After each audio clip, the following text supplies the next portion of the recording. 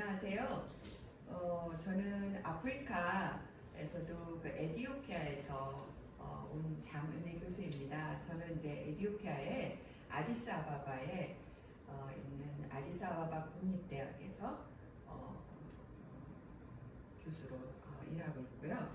오늘은 여러분과 함께 에티오피아의 종교와 문화에 대해서 이야기를 나누고자 합니다. 에티오피아는 다른 아프리카 나라와 여러 가지 독특한 특색이 있는데요. 에티오피아는 일단 이제 아프리카에 있죠. 네, 그리고 이제 아프리카 하면 우리가 생각하기에 그 토인들, 그 다음에 이제 종교 하면은 이제 전통 종교, 그다음에 옷을 벗고 여러 가지 예식을 하는 이제 그런 우리가 그 선입견을 가질 수 있는데. 아프리카를 지금 현재 보시면은 아프리카의 종교가 이슬람과 기독교로 부각이 되어 있습니다. 그러니까 전통 종교의 퍼센티지가 낮고 오히려 전통 종교 위에 이슬람과 기독교가 덧입혀져 있는 이런 상황들을 볼 수 있어요. 그래서 이제 아프리카의 이렇게 지도를 보시면 아프리카에 이제 55개국이 있는데 아프리카의 북부 초록색은 이슬람의 종교의 영향을 보여주고 있고 남부는 기독교의 영향을 보여주고 있어요. 그래서 황토색과 초록색으로 나눠져 있는데 초록 색깔이 짙으면 짙을수록 이슬람의 영향권이 굉장히 강하고 황토색이 짙으면 짙을수록 기독교의 영향권이 강하죠. 그래서 에티오피아를 보시면 에티오피아는 아프리카의 동부. 그래서 여기서 혼 오브 아프리카라고 해서 뿔이 아프리카의 뿔에 위치하고 있는데 에티오피아는 그 종교의 분포도의 색깔을 보면 짙은 초록색도 아니고 황토색도 아닌 걸로 나타나 있어요. 그래서 그 말은 이슬람과 기독교가 이렇게 골고루 분포가 되어 있다는 것을 말하고 있죠. 그래서 에티오피아를 일단 보시면은 이제 혼 오브 아프리카의 뿔에 위치하고 있는데 주변의 국가들이 소말리아, 지부티 다 이슬람 영향권이 굉장히 강합니다. 거의 99% 이슬람권이고요. 그다음에 에리트리아, 그다음에 수단도 최근에 이슬람과 기독교의 갈등으로 나라가 이렇게 또 이렇게 분리가 됐는데 수단, 그다음에 밑에 케냐 이런 주변 국가의 나라들로 국경이 인접해져 있습니다. 그러면 에티오피아는 종교가 어떻게 되어 있는가 이제 깊이 우리가 들어가 보면 에티오피아는 에티오피아 정교회가 분포도가 높고요. 그다음 이슬람이 한 34%, 개신교가 18.6%, 카톨릭이 0.7%, 기타가 0.7%예요. 네. 그래서 기독교의 분포가 62.8%, 상당히 기독교의 비율이 높은데요. 에티오피아의 기독교는 다른 아프리카 나라와 다른 특색을 갖고 있어요. 네. 그래서 다른 아프리카 나라들은 16세기, 17세기 유럽의 열강들이 식민주의와 제국주의를 확장하기 위해서 아프리카에 들어왔을 때 기독교를 소개를 했다면 에티오피아는 다른 아프리카 나라들과 다른 기독교의 모습을 갖고 있습니다. 그래서 특별히 아까도 말했던 에티오피아 정교회의 영향이 굉장히 큰데요. 에티오피아의 정교회의 기독교는 BC 10세기부터 최근에 1974년 공산주의 정부가 들어올 때까지 에티오피아 정교의 영향을 미치고 있어요. 그리고 1991년 이후부터는 종교의 자유가 선포가 되면서 에티오피아 정교회는 BC 10세기부터 1990년대까지 정치, 사회, 문화, 경제, 교육 모든 분야에 지대한 영향을 미친 그러한 종교라고 할 수 있습니다. 특별히 에티오피아 정교회는 다른 아프리카에 들어온 기독교와 모습이 틀린데요. 유대주의의 특성과 이집트 정교회 그리고 수도원주의 그리고 아프리카 전통 종교가 혼합이 되어 있는 그런 모습을 보여주고 있어서 굉장히 독특한 기독교의 모습을 띠고 있습니다. 특별히 이제 유대주의의 영향을 받은 사례가 구약 성경에 나와 있는데요. 유대주의 문화는 이스라엘의 구약 시대 때부터 전해져 내려와 있는 문화인데 열왕기상 10장 1절에서 13절 그리고 역대하 9장 1절에서 12절 말씀에 보면 스바 여왕과 솔로몬 왕의 만남이 나옵니다. 시바 여왕이 에티오피아 사람들은 에디오피아의 여왕이다라고 믿고 있고 퀸 오브 시바라고 그 영어 성경에는 나와 있죠. 그래서 이 성경 말씀에 보면 시바 여왕이 에디오피아에서 말을 타고 배를 타고 또 예루살렘에 도착하게 되는데 그 예루살렘에 있는 솔로몬 왕의 그 지혜를 듣게 돼요. 명성을 듣게 돼요. 그래서 그 솔로몬 왕이 지혜롭고 명성이 자자한데 그 솔로몬 왕을 사실은 테스트하려고 시험해 보려고 예루살렘을 방문하게 돼요. 근데 방문할 때 많은 금은보화와 향품을 가지고 방문했다는 기록이 있습니다. 그래서 솔로몬 왕을 만나보고 테스트를 해보고 그가 지은 왕궁과 성전과 모든 그 국가에 이루어지는 일들을 보고 감탄했다라는 기록이 있어요. 성경에는 이제 여기까지 기록이 되어 있는데요.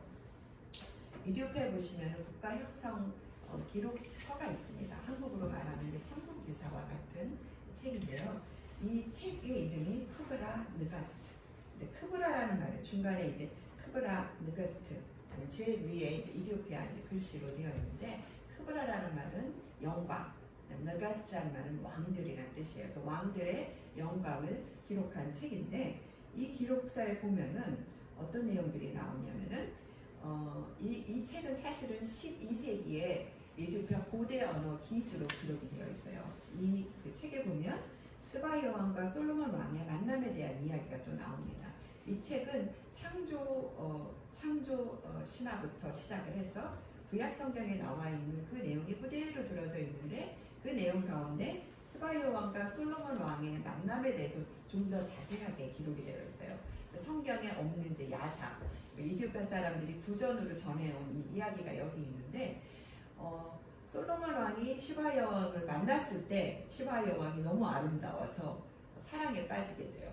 그래서 연회에서 음식을 준비했을 때 소금을 넣게 되어가지고 시바 여왕이 밤에 잠을 자다가 목이 말라서 방 밖으로 나오게 됩니다. 그때 이제 솔로몬 왕이 이 시바 여왕을 작전을 해서 하룻밤을 보내게 되죠. 그렇게 해서 이제 메넬리크 1세라는 아들을 낳게 됐다라는 그런 설화가 있어요. 그래서 스바 여왕이 그 솔로몬 왕과 하룻밤을 보내고 나서 자기네 나라로 떠나게 되는데 그때 솔로몬 왕이 자기 반지를 주게 돼요. 네, 그래서 그 시바 여왕의 반지를 갖고 에디오피아 와서 아들을 낳게 되는데 그 아들이 메넬리크 1세면서 에디오피아의 솔로몬이 다이너스티의 시조가 됩니다. 그래서 솔로몬이 다이너스티의 1대 왕이 메넬리크 1세예요. 그래서 메넬리크 1세가 에디오피아에서 장성해서 예루살렘에 아버지 솔로몬을 만나러 가게 되는데 예루살렘에 도착해서 자기가 아들인 것을 증거로 보이기 위해서 어머니 쉐바 여왕이 받았던 반지를 솔로몬 왕에게 보여주면서 자기가 아들임을 증명하게 되고 그래서 솔로몬 왕이 굉장히 기뻐하면서 너는 예루살렘에 남아서 이스라엘을 통치해라 라고 했는데 메넬리크 1세는 나는 에디오피아로 돌아가서 에디오피아를 통치하고 싶습니다. 그래요. 그래서 그때 솔로몬 왕이 많은 신하들과 함께 그 메넬릭이 에디오피아로 돌아갈 수 있도록 해요. 그래서 그때 많은 그 유대인들이 같이 그 에디오피아로 따라오게 되는데 또 그때 마침 법궤를 메넬릭 1세에게 주면서 이것을 보관해 달라고 부탁을 하죠. 그래서 에디오피아에 오시면 이제 법궤를 보관한 그 장소가 또 있어요. 그래서 이 국가 형성기인 크바라 느가스트는 에디오피아가 하나님의 선택된 국가이며 우리의 왕조가 이스라엘과 버금가는 그런 왕조라는 것을 보여주기 위해서 이 책을 기록했고요. 그 다음에 유대주의의 율법을 그대로 따랐어요. 그래서 유대주의 문화가 유대주의의 그 율법들을 이 책에 또 기록이 되어 있어서 에디오피아의 기독교의 유대주의 문화가 그 뿌리를 받게 되는 그런 귀중한 책이죠. 그래서 에디오피아에 오시면은 에디오피아는 그 구전 문화가 굉장히 잘 알려져 있는데요. 구전 문화는 기록이 된 게 아니라 그림을 그려서 사람들에게 스토리로 자기네 나라의 국가와 전설들을 이야기하죠. 그래서 이 그림을 보시면 44개의 판으로 이루어져 있는데 스바 여왕이 어떻게 예루살렘으로 가서 솔로몬 왕을 만났는지 이제 그 그림들을 이제 오른쪽부터 이렇게 쭉 보시면은 돼요. 그래서 이제 이디오피아 사람들이 제일 자랑스럽게 여기는 게 솔로몬 왕과 시바 여왕의 베드실. 그거를 이제 그 관광을 가시면은 그 그림을 그 수브니어로 사실 수 있게 되는데, 그래서 이디오피아 사람들은 자기들이 아프리카 사람이라고 불리는 걸 싫어하고 우리는 솔로몬 왕의 후예라고 얘기를 해요. 그걸 굉장히 자부심 느끼죠. 네. 그래서 에티오피아 이렇게 그림을 보시면은 시바 여왕이 신하들을 데리고 예루살렘으로 가는 이런 그림들이 굉장히 흔하게 볼 수 있어요. 그래서 에티오피아에서는 시바 여왕이라기보다는 마크다라는 이름으로 알려져 있죠. 그래서 이 그림 밑에도 보면은 마크다 traveling by land to see the wisdom of Solomon이라고 쓰여져 있어요. 그래서 솔로몬 왕을 보러 가는 그 그림을 굉장히 장대하게 그렸죠. 그래서 지금 악숨이라는 그 북쪽의 그 도시에 가시면 스바 여왕의 궁터가 잔해로 남아 있고요. 그리고 법궤를 모셔놓은 교회 마리암 지온 교회가 있습니다. 법궤가 있는지 없는지는 아무도 몰라요. 들어가 본 적이 없는데 그 안에 이제 수도사가 여기 지키고 있죠. 그래서 이 교회는 굉장히 신비한 그런 교회고요.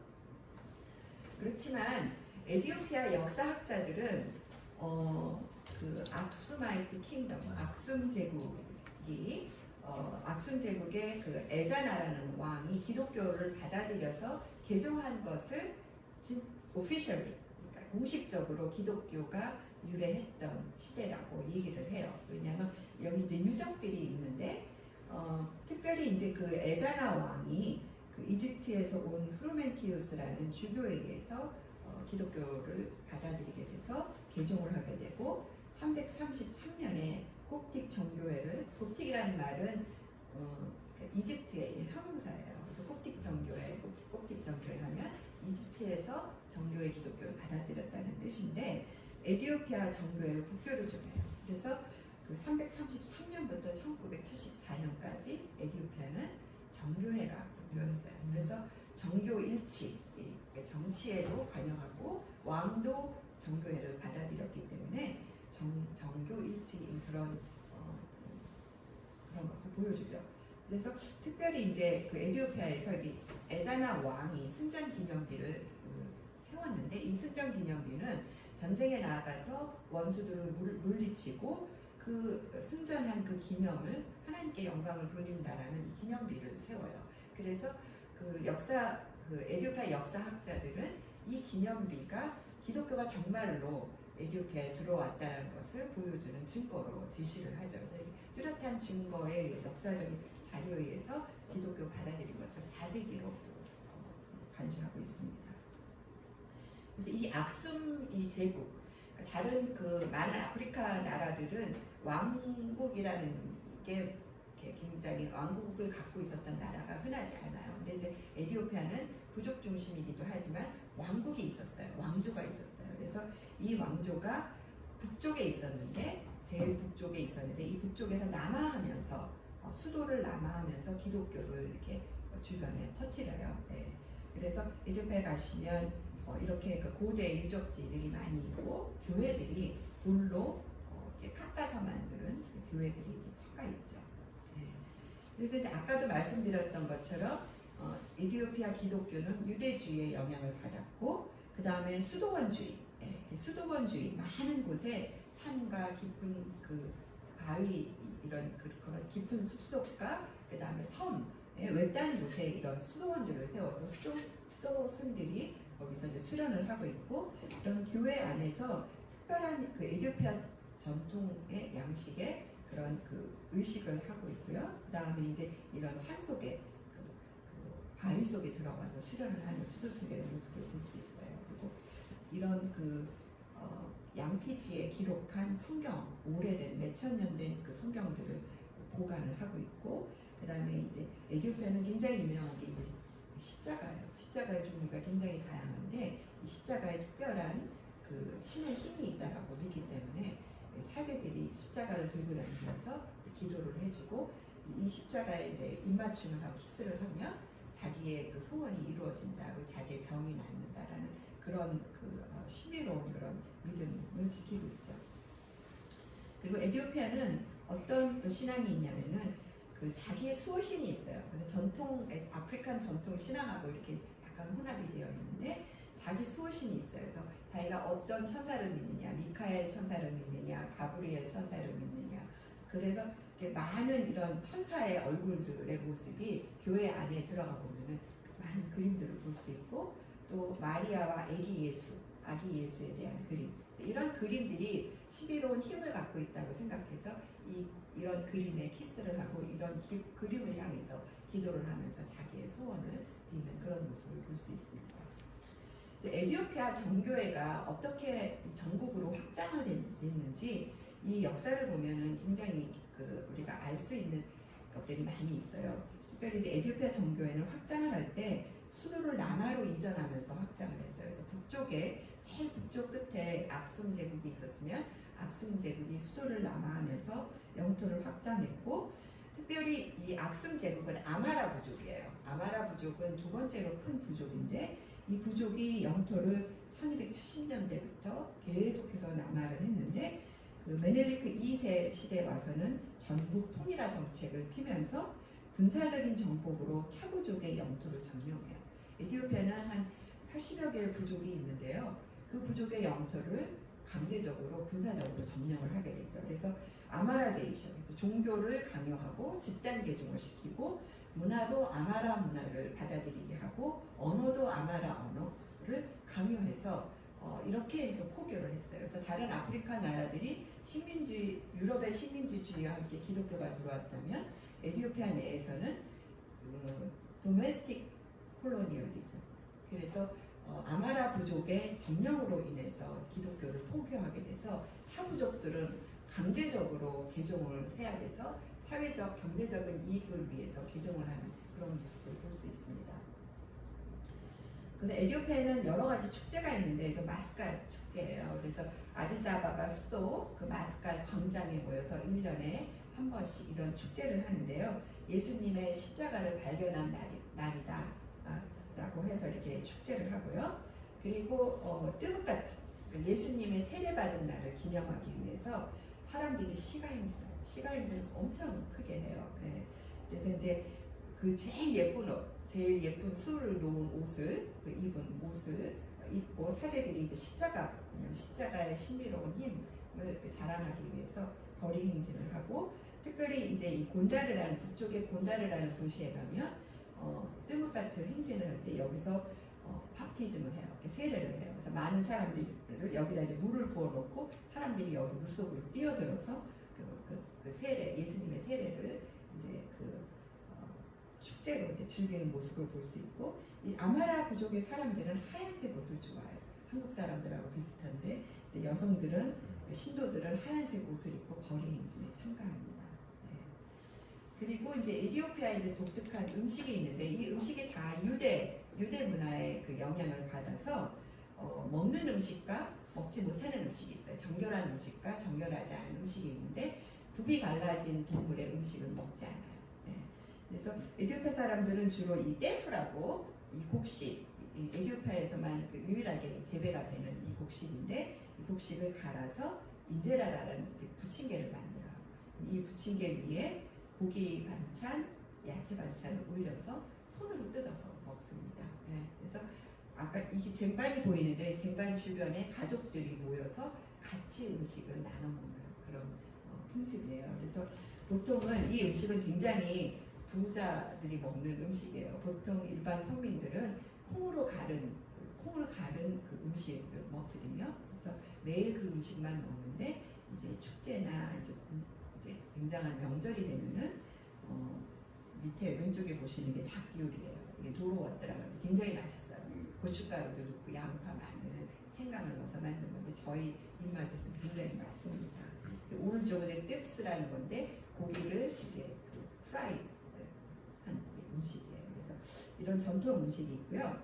에티오피아는 유대주의 문화의 영향을 받아서 금식이 있어요. 금식 절기가 있는데 주요 종교 행사 기간에 장기간 금식을 하고 평소에도 수요일과 금요일마다 금식을 해요. 매주.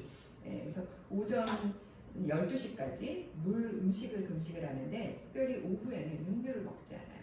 그러니까 육류와 우유, 계란, 치즈, 버터, 기름을 이제 금하지만 생선은 먹을 수 있는 이런 금식이에요. 그러니까 육류와 기름을 제하는 그런 금식인데요.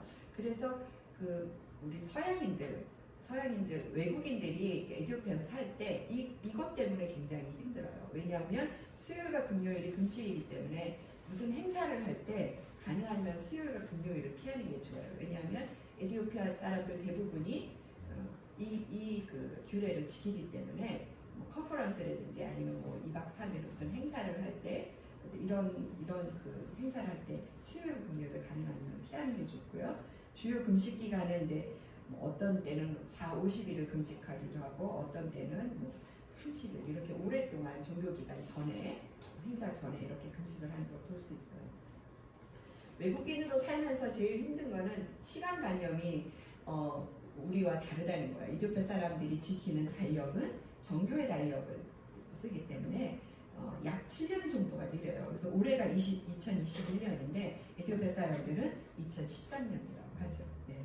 그리고 한 달이 30일로 되어 있어서 1년이 13개월이에요. 그리고 에티오피아 새해는 9월 11일이에요. 그래서 지금 1월이잖아요. 1월인데 우리는 1월이라고 하지만 에티오피아 사람들은 4월이라고 해요. 그래서 에티오피아 달력이 다르기 때문에 항상 그 외국 사람들은 에티오피아 달력과 유로피안 달력을 같이 갖고 다니면서 스케줄을 정할 때, 약속을 정할 때 그 달력을 보여주면서 매번 확인을 시켜줘야 될 필요성이 있습니다. 그리고 에티오피아 시간은 오전 6시, 그러니까 유대주의 영향을 받아서 오전 6시 해 뜨는 시간을 기준으로 0시로 시작을 합니다. 그래서 오후 6시 해 지는 시간이 12시예요. 그래서 오전 8시가 되면 이 사람은 오전 2시라고 해요. 그리고 오후 2시면 오후 8시라고 해요. 6시간 차이가 있어요. 그래서 이 시간과 달력, 시간 개념 때문에 에티오피아에서 생활하니까 굉장히 불편해서 여기에 적응되기까지 참 시간이 많이 걸리는데 스케줄을 잡고 모든 행사를 잡을 때 이런 그 캘린더와 그 다음에 시간관념을 이해를 해서 약속을 정하면 오해가 없습니다. 네. 그리고 이제 에티오피아 사람 이름을 보면 잘 외우면 기독교적인 의미와 그 단어들을 많이 외울 수 있어요. 그래서 기독교 인물, 기독교 어휘들을 쓰고 있고, 이디오피아는 그 가족, 그러니까 패밀리 네임이 없어요. 그러니까 뭐 김씨, 이씨, 박씨 이런 게 아니라 본인 이름 뒤에 아버지 이름을 넣고 아버지 이름 뒤에 할아버지 이름을 넣어요. 그래서 그 first name, middle name, last name이 있는데 진짜 이름은 첫 번째 이름이에요. 그래서 이제 학술지의 이름을 낼 때 학자들의 이름을 볼 때 last name으로 하면 그게 진짜 이름이 아니에요. first name이 자기 진짜 이름이에요. 그래서 에티오피아 사람들 이름을 기억할 때도 이런 게 다르구나라는 걸 알 수 있죠. 그래서 에티오피아는 아까 제가 말씀드렸지만 에티오피아의 기독교가 62.8% 기독교인데 정교회가 강한데 그렇다면 과연 에티오피아의 서구 기독교, 그러니까 캐톨릭과 개신교, 기독교는 어떤 모습을 갖고 있고 에티오피아 정교회와 어떤 관계가 있냐라는 이것을 보는 게 굉장히 중요한데 그 에티오피아는 1508년에 포르투갈이 정치 외교를 시작하면서 캐톨릭이 들어오게 돼요. 그때 이제 예수의 선교회 카톨릭 포교를 시작했는데 포르투갈 유럽에서 온 그 캐톨릭 선교사들 그 다음에 포르투갈 사람들이 에티오피아의 정교회 기독교를 봤을 때 이게 너무 이상한 기독교의 모습이기 때문에 모든 것을 다 캐톨릭으로 바꾸려고 했어요. 그래서 1624년에 수세누스 1세라는 그 왕을 만 백성이 보는 앞에서 무릎을 꿇게 하고 강제로 기독교로 캐톨릭으로 개종을 하게 만들어요. 우리는 그 이디오피아 정교회를 믿는 게 아니라 카톨릭으로 개종한다라는 굉장히 수치스러운 것을 당하게 됐는데 그래서 1632년에 에티오피아 정교회인들이 모두 일어나서 카톨릭 사제와 유럽인들을 추방하게 됩니다. 이 사건은 그 에티오피아인들이 유럽과 처음으로 만나게 되었고 그 다음에 처음으로 충돌하게 된 계기가 돼요. 이 이후로 에티오피아가 굉장히 세국 정책을 씁니다. 자기네 나라의 영토를 보호하고 종교를 보호하고 문화와 자국민을 보호하기 위해서 철저하게 이제 세국 정책을 쓰게 되어서 개신교가 1632년에 유럽에서 와서 개신교 선교를 시작하는데 이때는 캐톨릭이 했던 그런 실수를 저지르지 않게 하기 위해서 에디오피아 정교회와 우호적인 관계 설립을 위해서 노력을 해요. 그래서 그렇게 노력을 해서 성경을 인쇄를 해서 이제 배포하고 성경 공부를 하고 이렇게 했지만 결국에 1940년 이후에 남부 지역에서 개신교회를 설립하게 되고 정교회와 분리되어서 개신교회가 성장하게 돼요. 사실 이 남부 지역은 아까도 말씀드렸지만 에디오피아 정교회가 남하하면서 다른 부족들을 점령을 하잖아요. 점령을 해서 정교회를 포교하게 되는데 이 남부 지역은 다른 부족들, 월레이타나 또 시다모나 여러 부족들이 있는데 이런 부족들에게 강제적으로 개정을 했기 때문에 이 부족들 이 지역에서 정교회와 아마라에 대한 반발심을 갖고 개신교를 오히려 선택을 해요. 정교회냐 개신교냐 했을 때 개신교를 선택을 하게 되어서 에디오피아 정교회가 굉장히 반대를 하게 돼요. 그래서 개신교로 개종한 사람들을 핍박하고 죽이고 굉장히 이제 폭력적으로 개신교가 성장하지 못하게 방해하는 모습을 볼 수 있습니다. 이것은 카톨릭에서 겪었던 그런 경험 때문인데요. 에디오피아의 한 역사학자를 제가 소개할게요. 바흐루 저어데라는 사람이 에디오피아의 현대사를 기록을 했는데 1855년부터 1991년 민주정부가 들어설 그 전까지 에디오피아의 역사를 기록했습니다. 이 사람에 의하면 왜 에디오피아 사람들이 외국의 것을 받아들이지 않고 서양의 것을 싫어하는지에 대한 기록을 해요. 역사를 연구하면서. 그래서 이 사람이 말하는 것은 에디오피아의 정교회와 문화는 외세의 침입에서 국가를 지킨 힘이라고 생각을 해요. 왜냐하면 자신들의 아이덴티티, 국가의 정신적인 힘을 드러내는 정교회의 신앙적인 힘, 그 다음에 그 문화가 에디오피아를 지키는 힘이 되어서 서구가 침입해 오는 것을 막아내는 거죠. 예. 그래서 에디오피아는 아프리카 55개국 중에서 유일하게 유럽의 열강에 의해서 지배되지 않은 유일한 아프리카의 나라입니다. 이런 것들이 에디오피아 정교회와 문화가 얼마나 이 에디오피아 국민들에게 정신적인 힘이 되고 나라를 지키기 위한 힘이 되어줬는지를 알 수 있는 중요한 멘트입니다. 그래서 에디오피아 사람들, 특별히 정교회 지역에 영향을 받은 그 사람들은 외국인에 대한 반감이 있어요. 그래서 에디오피아 사람들은 외국인을 부르는 호칭이 있어요.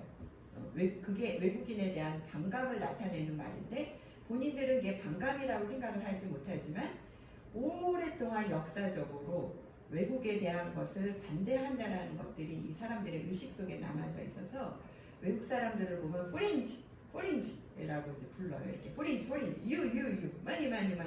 외국인을 이렇게 픽하는 그 단어들이 있어요. 그래서 현재는 그 포린지라는 말이 차이나라는 말로 바뀌었어요. 왜냐하면 차이나 인플루언스가 아프리카에 20세기에 굉장히 강하게 밀려오기 때문에 외국인을 지칭하는 것이 차이나. 이 사람이 백인이건 동양이건 한국 사람이건 뭐 누구건 간에 외국인 피부 색깔이 하얀 사람을 보면 무조건 차이나라고 이렇게 지칭하는 말을 볼 수 있어요. 그래서 에디오피아는 아까도 말씀드렸지만 BC 10세기부터 1974년 공산주의 정부가 들어왔을 때까지 정교회가 국교의 역할을 했었고 그 다음에 1991년 민주정부가 들어서면서 종교 자유가 선포되면서 모든 종교의 자유, 그러니까 정교회만 믿는 것이 아니라 내가 정교회인이었어도 개신교를 인정해야 되고 이슬람을 인정해야 되는 그런 자유주의가 일어났음에도 불구하고 아직도 외국인에 대한 반감이 있고 새로운 것을 받아들일 것에 대한 거부감이 있고 변화를 시도하기를 거부하는 그런 의식들이 자리 잡고 있어요. 그래서 얼마만큼 변화에 굉장히 슬로우, 굉장히 느린 나라라는 걸 알 수 있죠.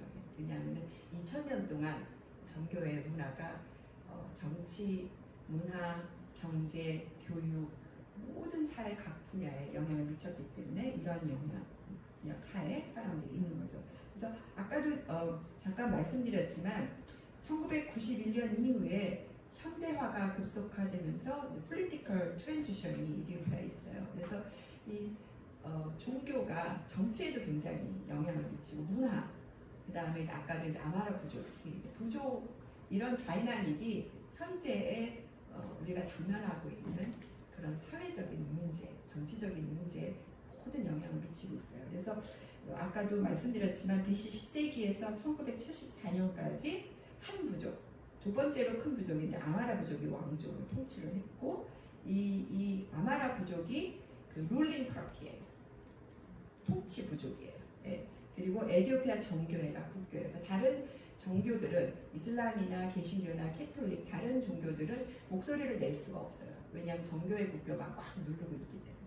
그리고 공산정부가 17년 통치를 했고요. 민주정부가 95년부터 시작이 되는데 민주정부의 이 과도기 현재까지 이렇게 과도기를 지나오고 있는데 티그리 부족이 대통령 수상이 정권을 잡았다가 또 SEPDM이라는 남부 작은 부족들의 연합인 이 부족들 아마라에 점령을 당했던 그 다음에 정교에 점령을 당했던 이런 부족들의 대표가 그 수상직을 맡았었고 현재는 이제 오로모 부족에서 나온 아비 아흐마드가 수상이 최고 책임자를 맡고 있는데요.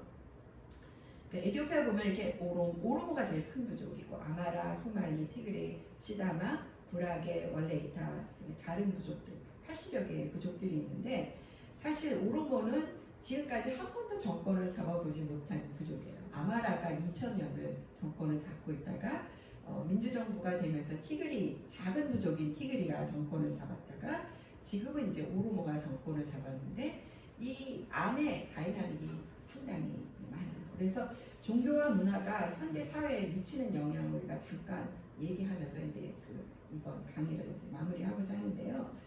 이 종교가 주는 그 정신적인 힘, 각 부족에게 주는 힘이 있어요. 아마라는 무조건 정교회, 에디오피아 정교회예요. 아마라와 티그리는 에디오피아 정교회인데 문화도 에디오피아 정교회 문화. 오로모는 오로모의 전통적인 종교가 있어요. 전통적인 종교가 있는데 아마라의 그 영토 침략으로 인해서 정교회를 강제적으로 받아들였어야 됐고 또 이슬람이 7세기부터 들어오면서 오로모 부족 간에는 또 이슬람을 받아들인 부족들이 있어요. 그래서 현재 나타나는 것은 오로모 그 대표로 아비 아흐마드 수상이 최고 책임자이긴 하지만 오로모 안에도 여러 가지 종교가 있어요. 이슬람과 정교회와 개신교와 전통 종교가 오로모 전통 종교가 있는데 지금 이 오로모 안에서도 갈등이 종교로 인해서 갈등. 그래서 과연 우리 부족을 대표하는 종교는 무엇이 될 것인가? 어떤 것이 우리 부족을 지키는 힘이 될 것이냐? 그래서 이슬람 오로모와 개신교 오로모와 정교회 오로모와 전통 종교를 지키는 오로모 간에 또 갈등이 일어나요. 그래서 그 과거의 역사 속에 남은 상처들이 있어요. 그러니까 종교적인 입장에서 우리가 이 역사를 읽는다면, 그 다음에 이제 부족 간의 오해와 혐오감, 그 다음에 이제 소말리라든지 아까 보시면 소말리라든지 아파르라든지 이런 부족은 이슬람이 굉장히 강해요. 그래서 그 아마라가 자기네들을 통치한 거에 대한 반감이 있고, 그래서 이러한 부족 간의 오해와 혐오감이 증가하고 갈등과 폭력의 강도가 지금 그 민주화를 겪으면서 굉장히 강화가 되고 있는데 우리가 그 아프리카를 이해할 때, 특별히 이디오피아를 이해할 때 우리가 정치적인 것 자체만 바라보는 것이 아니라 역사 속에 종교와 문화와 부족 간의 갈등이 어떻게 그 다이나믹하게 이루어지고 있는지를 우리가 이해를 하면 현재 우리가 당면하는 사회가 우리 당면하는 이 문제들을 왜 이러한 갈등들이 갑자기 생긴 거야라는 것을 이해할 수 있는 중요한 계기가 됩니다. 그래서 에디오피아의 당면한 숙제는요, 종교, 문화, 부족 간의 관계, 그러니까 부족 간의 관계만이 아니라 종교와 문화, 부족 간의 이 다이나믹을 어떻게 평화적으로 해결하는 것이 정치적인 숙제로 남게 됩니다. 감사합니다.